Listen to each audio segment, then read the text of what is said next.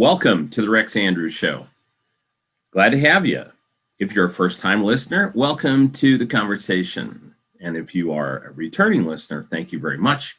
Because of you, we have one of the fastest growing podcasts in the world, which is exciting. We have listeners on 6 continents and 32 countries. How fun. Don't forget to subscribe if you are new to the program or you're getting used to our conversations, interviews, and rants.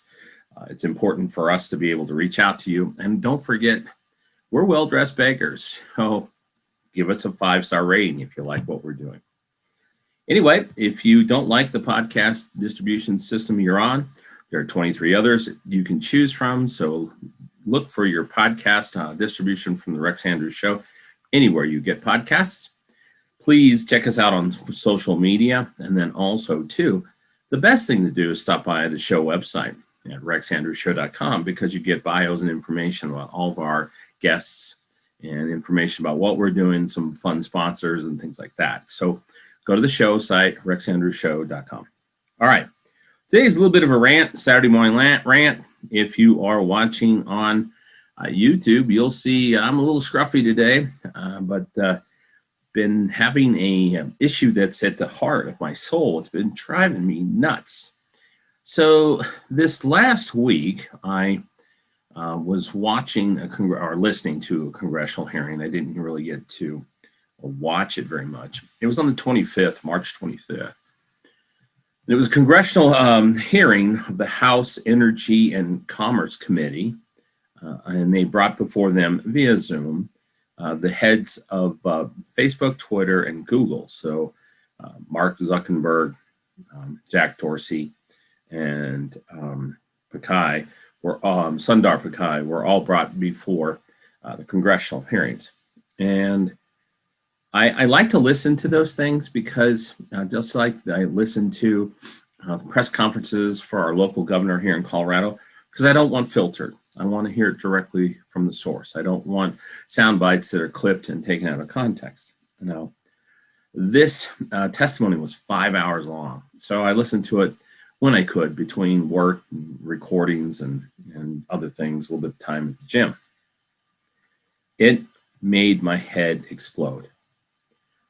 On one side of the aisle, and it was completely basically a partisan discussion and interview. One side of the aisle, you had people who were, mostly conservatives, were just upset about censorship, about censoring the words from anybody. The First Amendment, freedom of speech, is near and dear, and it's basically the founding principles of the United States. And if you don't like what someone says, you don't have to listen to them. You just want to make sure that you can be heard. When the colonies were separating themselves and declaring independence from the British Empire, King George, that was one of the biggest issues. And that's why it's the First Amendment. And so people are basically saying, hey, King George, we can say what we want to say without retribution. And it's been part of the American foundation for the last close to 250 years, 244 years. But on the other side of the aisle, and this is what made my head nearly explode, and it was mostly liberals who were complaining and talking about online extremism and squashing false narratives. And so it made no sense to me because it goes against freedom of speech. Now, we all, as common sense people, and I mean common sense people, we all can agree that we should have the right to have freedom of speech. We don't want to give up determining what is true or false to someone else. I mean, let's not outsource our versions of the truth to someone else. My dad used to tell us growing up as kids that there are always 3 sides of every story: yours, mine, and the truth is somewhere in the middle. And I just couldn't believe it, as congressman after congressman after congressman on that side of the fence were basically coming up and saying, oh, these words hurt us, and we don't want to hear hurtful words. And I just couldn't believe it. I mean, it makes no sense.